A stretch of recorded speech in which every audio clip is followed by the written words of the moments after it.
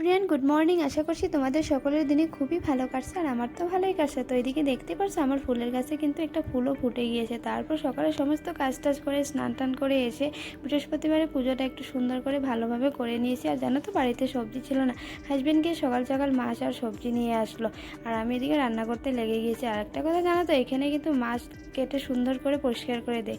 এদিকে মাছটা ধুয়ে আমি এদিকে রান্না বসিয়ে দিয়েছি। দেখতেই পারছি আলু দিয়ে একটা মাছের ঝোল করবো, আর কয়েকটা মাছ আমি টমেটো দিয়ে মাখা মাখা করবো। এদিকে আমার রান্না বাড়া হয়েই গিয়েছে দেখতেই পারছো। আর প্রচুর গরম, গরমে তো একদম পারছি না, দেখতেই পারছো তোমরা। তো এদিকে আমার রান্না বাড়া হয়ে গিয়েছে, বরকে বললাম খেয়ে নাও। তো দুজনে বসে পড়েছি, হাজব্যান্ডকে বললাম চলো খেয়ে নে, অনেকটা টাইম হয়ে গিয়েছে। এদিকে খাওয়া দাওয়া হয়ে গিয়েছে, বাড়িতে জল ছিল না, হাজব্যান্ডকে বললাম জল নিয়ে আসো। এদিকে হাজব্যান্ড গিয়েছে জল নিয়ে আসতে, আর আমি কি করছি দেখতেই পারছো, কাপড় শুকোতে দিয়েছিলাম, কাপড়গুলো নিয়ে আসলাম বাড়িতে সুন্দর করে ভাঁজ করে এদিকে আলমারিতে রেখে দিয়েছি।